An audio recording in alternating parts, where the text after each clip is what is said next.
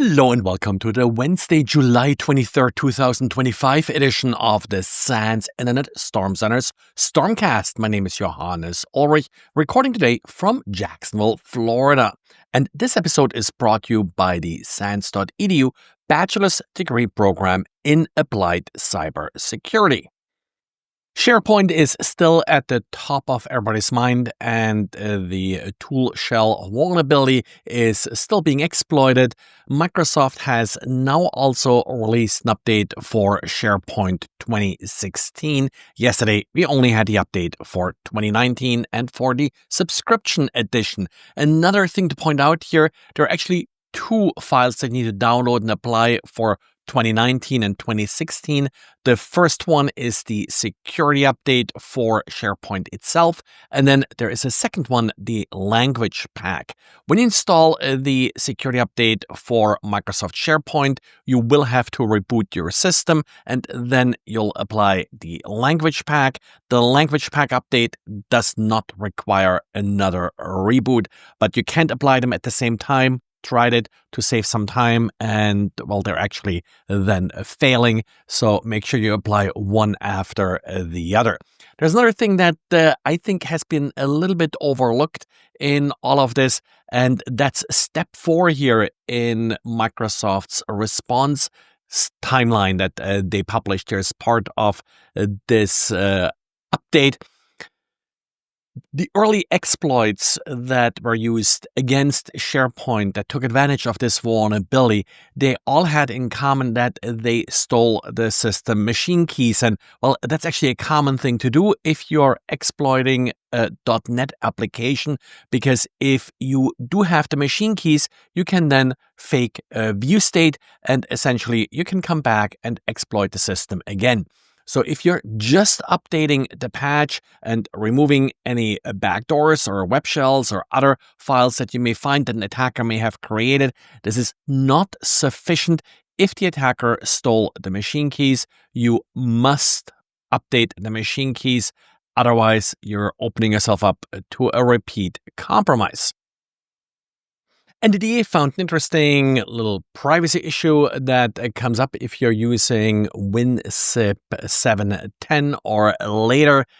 The issue here is, well, the good old mark of the web. Mentioning this at least like once a week or so here on the podcast. But typically on Windows, the mark of the web, it includes a zone ID 3 for indicating that the file was downloaded from the internet. And then it also typically includes the URL it was downloaded from. Well, that, of course, is something that you may not necessarily tell people that you're sending files to.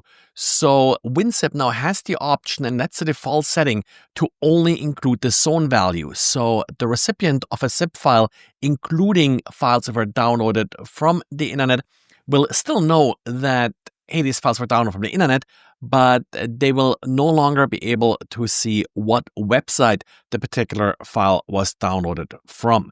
You can uncheck this particular value, and then it will behave just like it used to in older versions. And the FBI, with other government agencies, has published a nice write-up about the Interlock Ransomware. CISA, FBI have done this a number of times in the past for various ransomware groups. This is not usually because this particular malware is brand new, but because it is sort of one of the dominating ransomware samples that they're seeing these days. It has very nice hands-on information about how to detect and how to prevent this particular ransomware. Apparently, this ransomware often arrives as essentially a fake browser update, and as that is then being installed by the user. So not so much hoping for technical exploits here. They're also using the famous click fix technique, where essentially the user is tricked into copy pasting some PowerShell code into their system, with sort of the pretense of having to bypass CAPTCHA in order to move on to the next page. And Sophos released an update for its firewalls, fixing a total of 5 different vulnerabilities, 2 of which are rated critical by Sophos.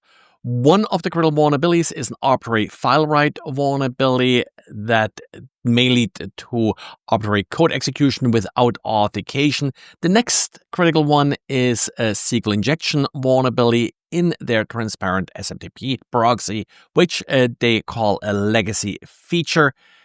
Both of these vulnerabilities only apply to very specific features. For example, the operate file upload vulnerability only applies to devices in high availability mode. And, well, Sophos thinks that's only 0.05% of devices. Same for the SQL injection vulnerability. This SMTP proxy is a legacy feature, and Sophos thinks only 0.73% of users have this feature enabled. So get it updated. You never know if you're going to enable one of those features by mistake or maybe intentionally, and get it out of the way. Also, some of these high vulnerabilities and such are probably things that you should better update.